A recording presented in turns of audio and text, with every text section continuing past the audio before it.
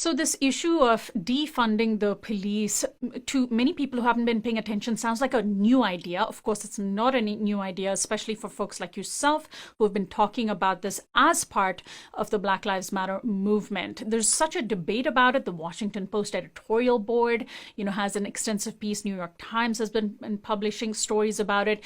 A lot of conservative politicians are distancing themselves from it and claiming that it's equivalent to saying disband the police. But of course, Minneapolis City Council has actually talked about disbanding the police. What does this defunding the police mean for you? How do you explain it to a layperson who's new to the movement? Sure, defunding the police means exactly what it says, right?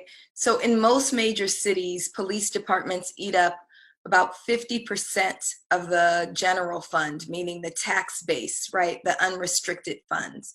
And we think that's way too much. Most of the time when residents see how much goes directly to police, they're outraged and shocked.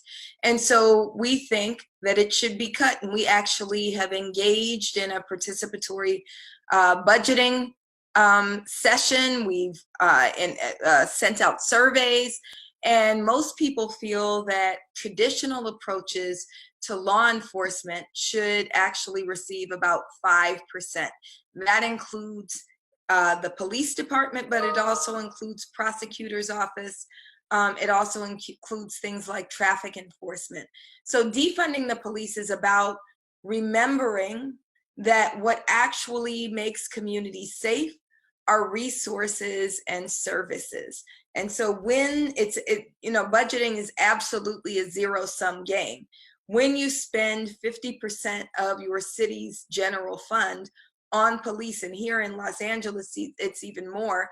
Mayor Garcetti proposes spending 54% of the city's general fund on police. When you spend that much on police, it means that you don't have money for the other things that you need. So things like after school programs, permanent housing.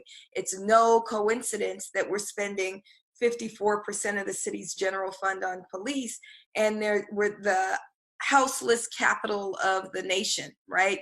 So 60,000 homeless people in LA County, because the city is not keeping those resources to provide permanent housing for its folks.